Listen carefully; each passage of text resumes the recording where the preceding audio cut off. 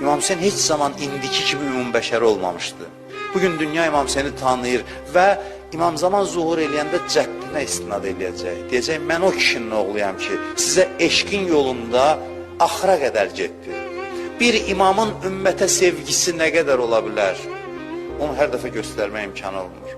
Allah İmam Hüseynə dedi ki, Hüseynim göstər, Allah dostları, övliyalar bu cəmatı nə qədər çox istəyir, sənə icazə verirəm. İmam demədi ki, nə gələcək başıma? Dedi, ilahi, mən hazır, nə olur olsun, tək ürəyimdə bu insanlıq eşqi üzə çıxsın. İmam Hüseyin əleyhissalam getdi hara qədər? Bir qurban verdikcə deyir, İmam Hüseynin üzündə təbəssüm yaranır. Düşmən yazır ki, hələ ikinci belə adam görməmişəm ki, bu qədər insan qurban verdiyindən sonra üzündə belə bir şadlıq ifadəsi olsun.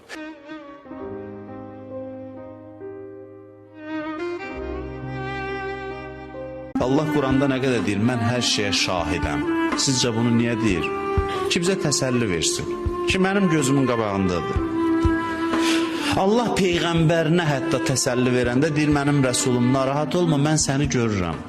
Hər şey mənim gözümün qabağındadır. Avam adam olsa deyək ki, səni görməyin nə faydası var? Problemi həll elə. Görürsən, görürsən.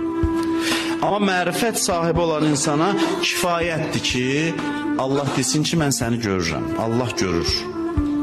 Görürsə, sevirsə, həll eləmirsə, deməli hikmət var.